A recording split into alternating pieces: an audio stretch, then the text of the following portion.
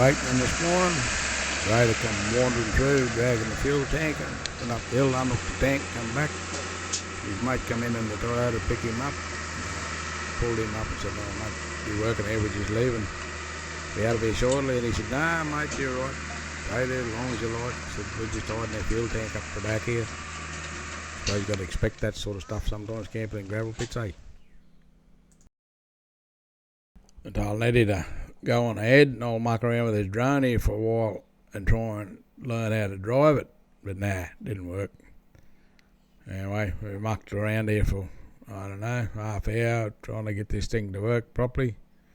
About the third time I've used it and the 12th time I've crashed it, I think. If there's any good drone pilots out there, I could do with a few tips, eh? Anyway, let Nettie go on ahead. And then when it came time to leave, start the car up, my low water alarm come on. I'm not a big fan on music on these things, but I'm going to have to use it on this one because I had to listen to this for 7 hours and I don't feel like doing it again. And I'm sure you wouldn't want to be listening to it all that time either. So we'll have to compromise somehow, so we'll see how we go. But yeah, this motor's a bit stressful.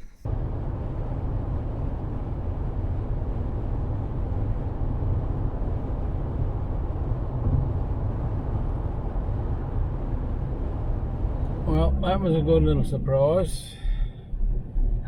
Camped in the gravel pit somewhere near Bullman and Arnhem Land. Everybody else is gone. We're packing up, start the car, and my little alarm that I put in before I left home went off for water. For the water level, because I cooked 3 cars or 3 motors already. Well, I haven't personally, but I've had to pay for them. Yeah, 3-4 times already, so before I left home, so I'm going to put one of these bloody water level alarms in. So it was going off its head this morning. I've got a layer of oil on top of the coolant. And the radiator. The oil on the little sender was sending it off.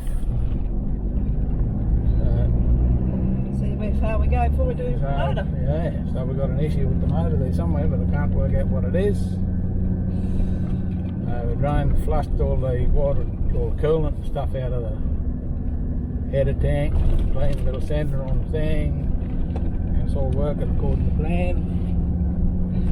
It's got an issue there somewhere, so until we work out what it is, I'll be watching everything. Pull up a Bullman and see if we can get water, top up. The best part of it is we've still got another 300 and something k's this corrugation to get out of here before you see civilization, let alone trying to get it fixed. So see how it goes. That might have to be Darwin. Well, Catherine, that woman was there for weeks.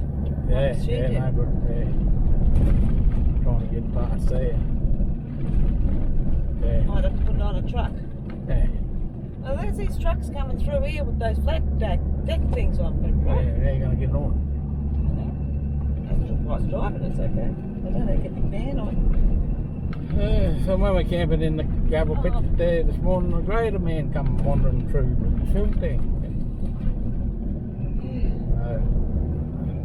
Working on the road here a bit now, so hopefully this road's a bit better than it was when we come in this end of it. The other end of it certainly not. Has this got an oil alarm on it? Yeah, it should have. Yep. Can't work out where that oil's coming from. It's only a thin film on the thing and it's coated everything inside the header tank, so it wouldn't take a lot of oil to do that, so might have been doing it for a while. But anyway, my little $150 freaking alarm paid for itself this morning. Otherwise I wouldn't even know that problem. It's just the alarm wouldn't shut up, and I thought, well, that's not right. So I've got to check the radiator, the water, and it's full, and I had a hard look at it, and it's black, so I took the lid off and stuck my finger in, and it's black oil. So it's not supposed to be in there. Anyway, hopefully she They keep eye on temperatures and won't do anyway. we don't have temperature alarm in this. Temperature goes. Hey? That's what that thing's for, drop the water. But not Yeah, the that's temperature. that's what not the temperature. But it'll derate if it gets hot. Yeah. The engine will derate and the alarm will come on here. But if you drop the water suddenly, there's no water on the sender and radiator, nothing works. So that's what this little $150 squeaking thing does.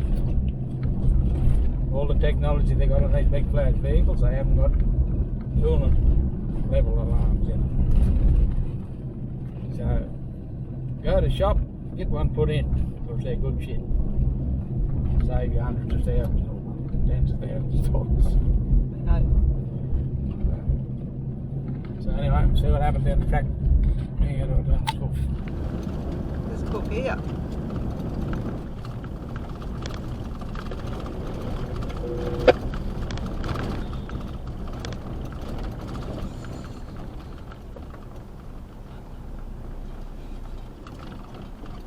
I didn't get the creek, to that funny creek.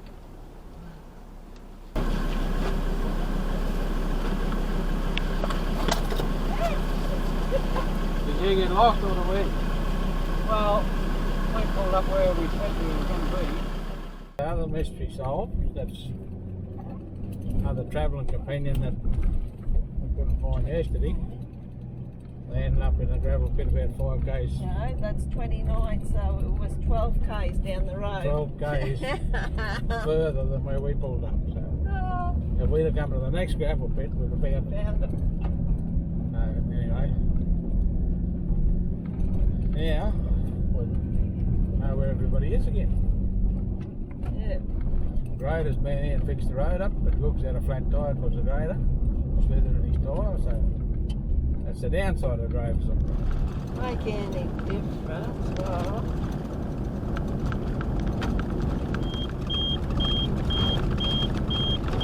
Educate a Bullman. We might pull up at the Bullman Yards and get a better look at these buffaloes trucking set up if they're not working them. When we come in, they were working them, so we'll see if we can get a better look at what's going on there, the trucks and the buffaloes and stuff, and we'll see how they go.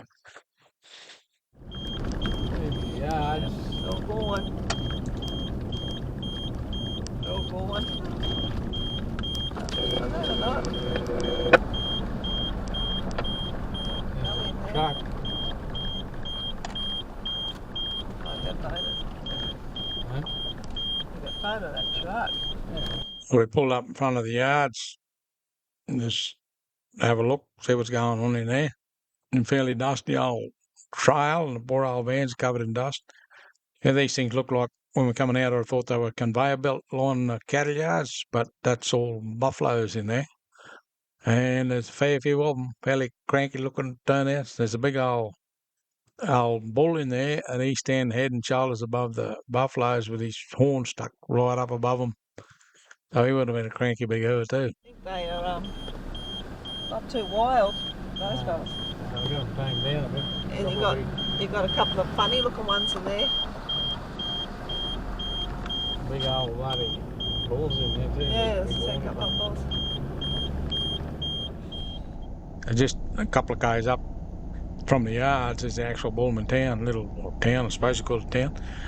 Little shop, half a dozen houses, little Aboriginal settlement. They pull in there, have a look at their little shop, and give this car a check over. So we pulled into the shop, and it's really nice, really clean inside, really nice place inside.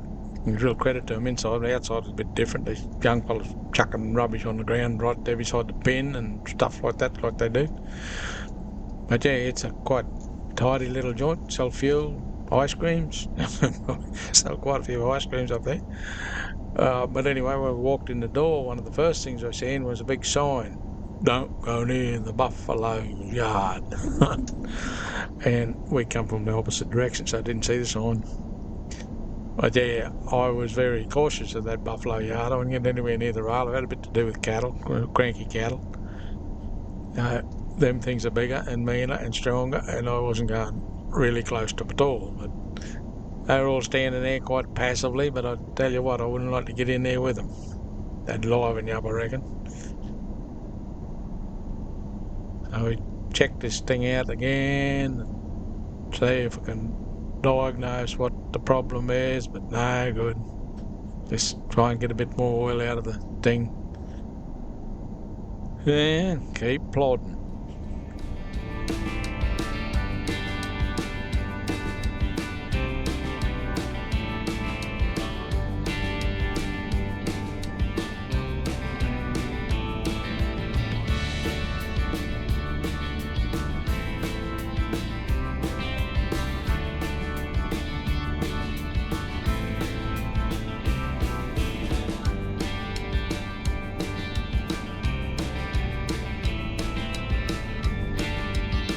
Minaroo shop. No, it's not. What's that? Bullman shop. Pretty nice, clean little shop. Plenty of stuff in it. The outside's not real good. Oh no, we'll just keep beeping. We'll just keep beeping. I'm going to pull the wire off the sensor, but I've got to pull the front out of the dash. And Oh, we're right. Okay.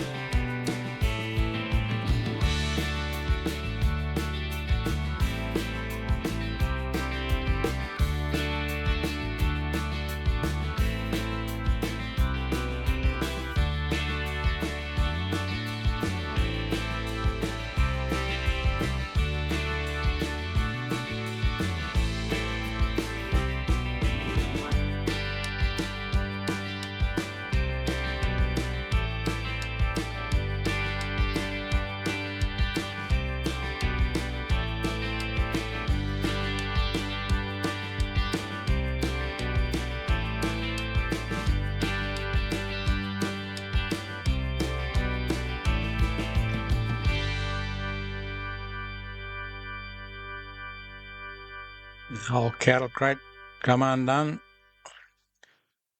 I don't know exactly what happened. Looks like she hadn't been rolled over, but suspension gone, and it doesn't look real happy. And they just obviously cheaper to leave her where she was than to pick her up. So she just abandoned there on the side of the road as a monument to the good old days of cattle carting. Still pretty rough in there, that road. Look, we get off the actual highway and it's not very good at all. And this road itself is really corrugated from they're pulling the plant down back in Nullarbor, and there's road trains carting out through here. And she's corrugated as buggery, as you can see from the videos. There's still a few vans going in there though, eh? It's getting better all the time, and they reckon by 2028 it's going to be bitumen all the way in, so I'll go back and have another look then.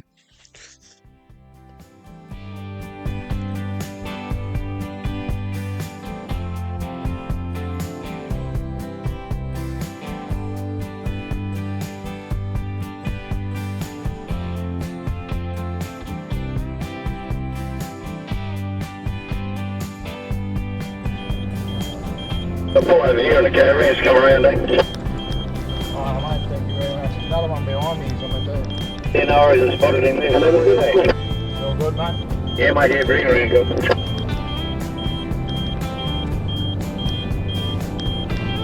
Thanks, mate. Yeah, bud. Honey truck is always in their way. It's all right, right?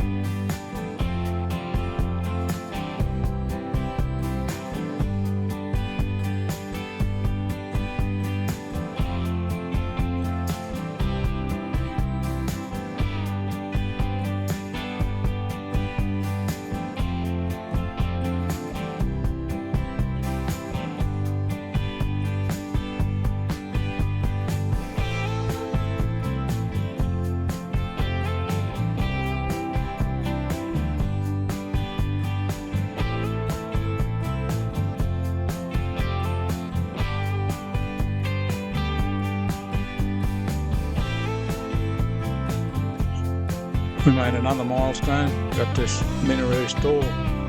We fully intended staying here on the way in. We were going to stay here on the way back out. It's a really good setup. We got here just as that wide load was coming across the bridge, or we were leaving just as you come over.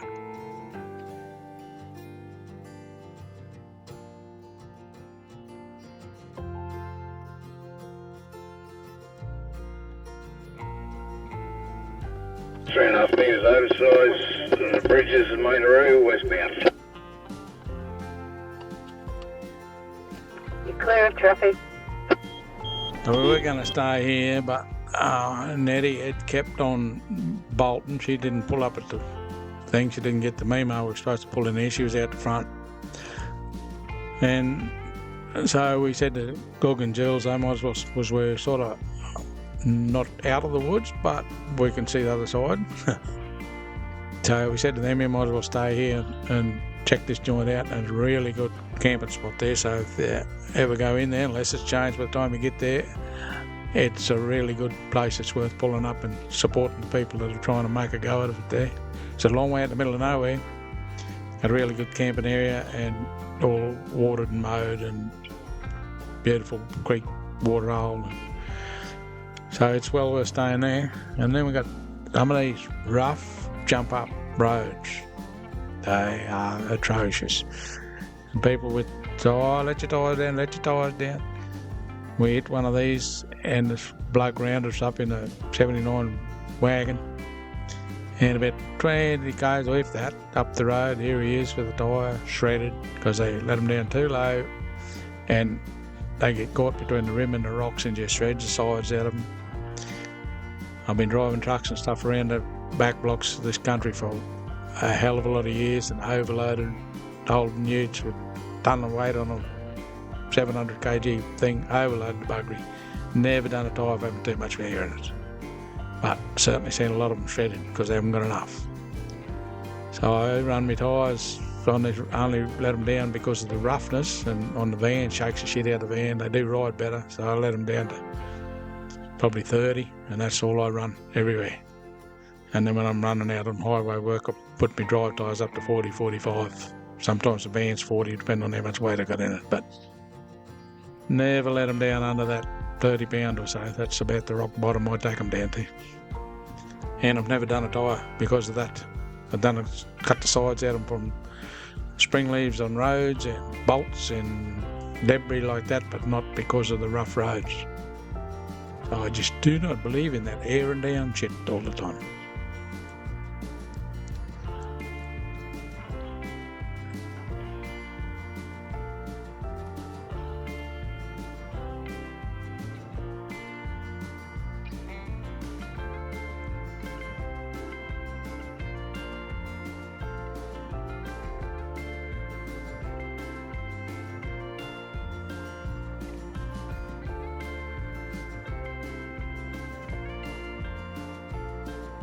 A wild little crossing, this one day, when they're too quick with your low tyres, you take it out on the concrete, and that's what happens is you hit it too fast and your tyre compresses and the rim and the hard thing underneath pinch the side of your sidewall and cut the sides at them. Sand driving, different deal, and mud too, but not this stuff.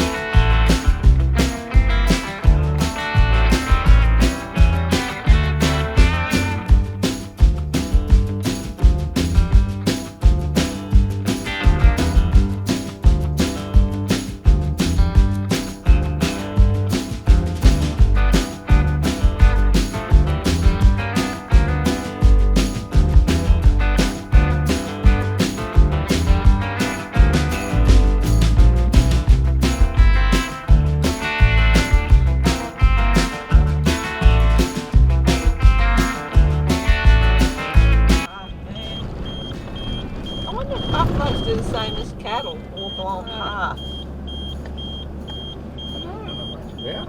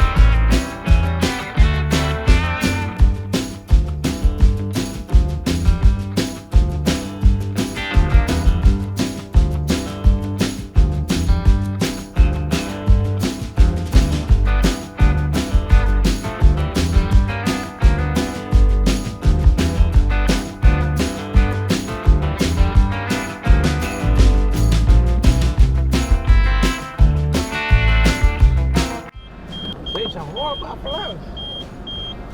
Still haven't seen a wild crocodile. Hey, donkey. Oh, there he is.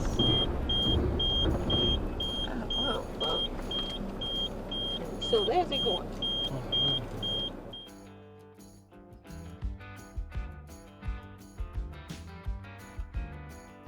Hey, Doc. Hang out. Can't They're in the see. middle of a freaking buff style, yeah. Can't see whether you.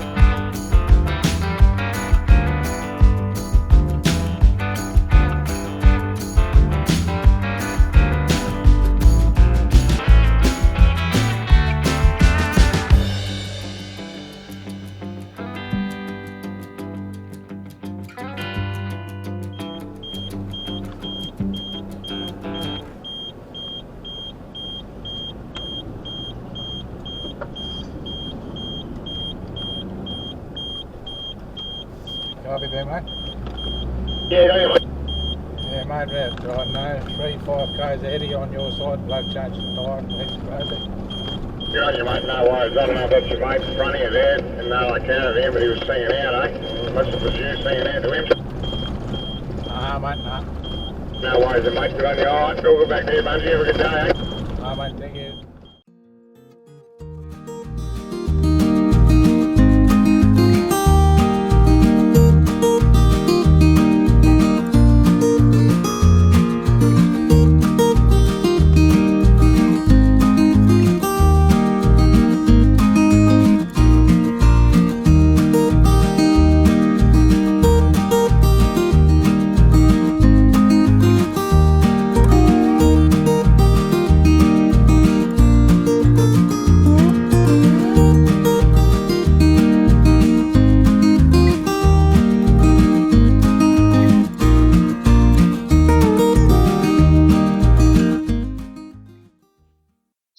pulled up at this Jurassic Park where we didn't camp here, but we were going to, coming in. We pulled up and checked it all out. But anyway, I pulled over here and checked the oil and water and stuff again, and just as well it is, because it was right in the bottom of the dipstick. Could barely see it on the bottom of the dipstick. So it's transferring oil into the coolant there somehow. So we just poke along, keep watching all the gauges, pulling up every now and again and check it and top it all up. And I don't know where it's going yet. Can't get any phone service to find out, to talk to any of the mechanics or anything. We just got to keep limping through to Katherine. So we're just about out of here now. Still a little bit of wild stuff to catch to go through, but we're on the last legs. Hopefully she'll keep going.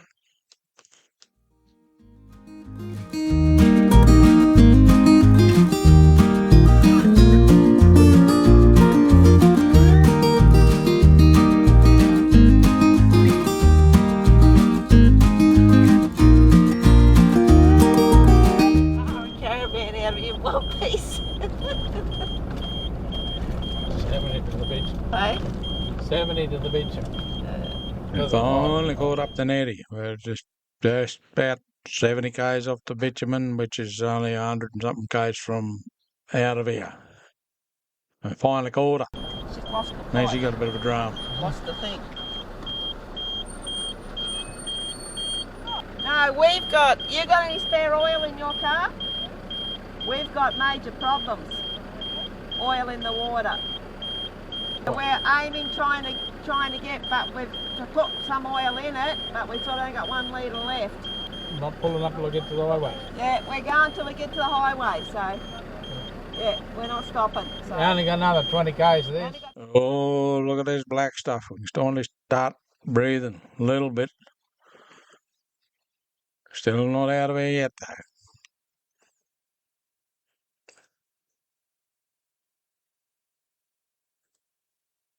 So this is Beswick. It's the last town before you actually get out to the Stewart Highway.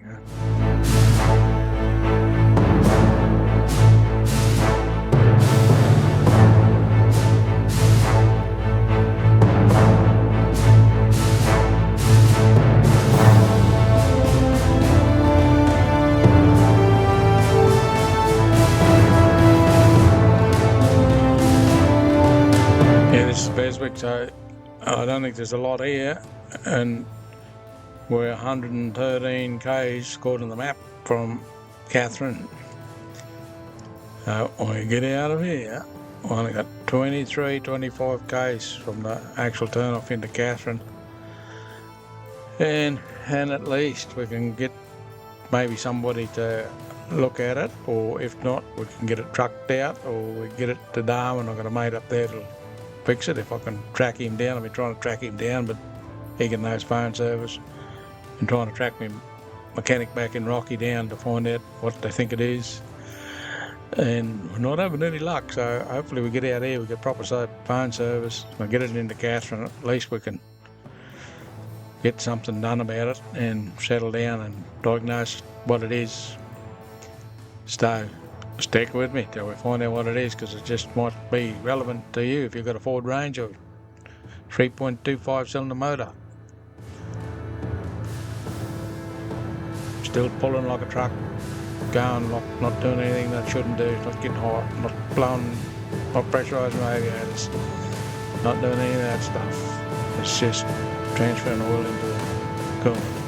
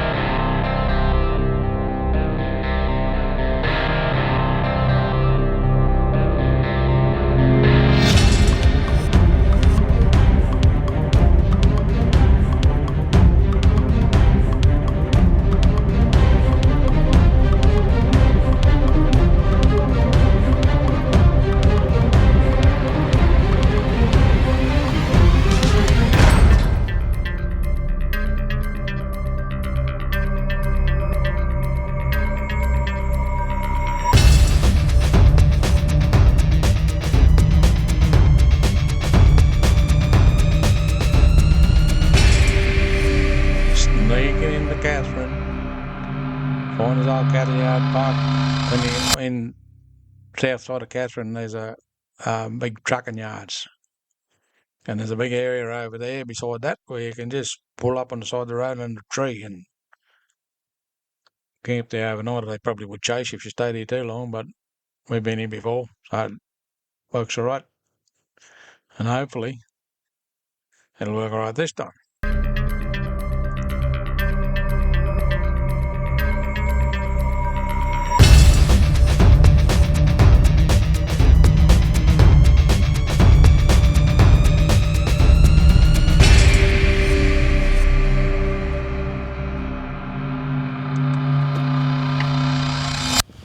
Those stuff will make a mess of you anyway.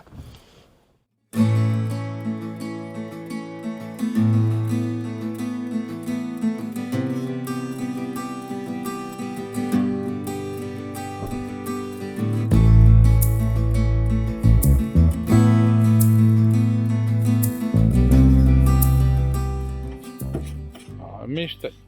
You did. We saw that pile of dirt, sorry. 2 seconds earlier. I'll back to there show you. But it's not as not as bad. Not bad at all, considering the dust was just billowing over the top of it today. It I was just thought there'd be wild stuff on the floor just today. rolling out of it. Right, what jumped out of where? I think the serviettes dropped. That's my tissues dropped. Jumped out of up there. What's this board is? That the one out, That comes out of out, here. out of the cupboard? Yes. It was out yesterday and I put it back in and I thought I mustn't have Hang on, there's more lights on there. I thought I mustn't have put it in.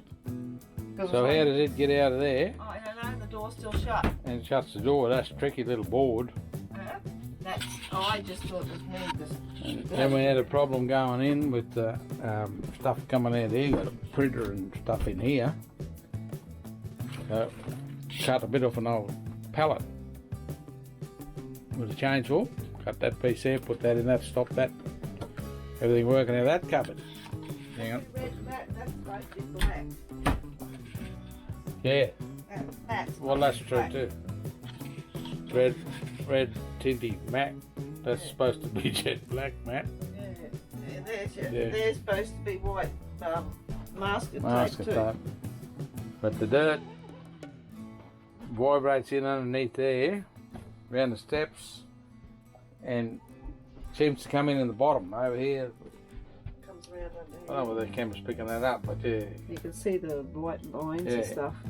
and down there. You can see the dust. And then the dust coming in there, that lot more like sand, and it seems to come in under off the wheel arches or something. So whether it's not sealed between the wheel arches and the walls or what, I don't know. But anyway, this next project we'll have to get under Well, it. we're not going over another road like that, so no matter. Well, you won't know till you get on it. Will you? Oh, Don't care. but yeah, she handled up pretty good, really. But we're going in, the fridges fell out of 3 of them, and they are held in by screws here, screwed into the side, and this one that, Only the screws start working. yeah, it worked loose and it, so I put an extra screw in there, and Nettie's one, which is nowhere near a off-roader, it's just an old second-hand ordinary caravan. But hers does better for dust. Yeah, it's sealed up better for dust, but this cabinet here that holds this fridge in, we had to put screws inside of there and tighten the top of that down, put little brackets underneath. No, other side. Little angle brackets under here to stop that popping off. And this there, one of them screws is pulled out again. And there. So that stiffened that up, and that fridge didn't come out. Both won't go out. The microwave fell out a long time ago. Yep. But so she's been on the floor. But it was never put in properly in the first place. We I had a bit of trouble with this one. The tyre rack fell off the back. Get better pictures of them outside tomorrow in the daylight. But the big issue is that my car is transferring oil out of the engine, out of where it's supposed to be, into the coolant. So we've just been limping in the last 400 k's into Catherine with that. 400 and something k's we did today. But yeah, so the van's held up pretty good. For just ordinary vans, but geez, that road's rough. Righto, where are we going next? I don't know. That way?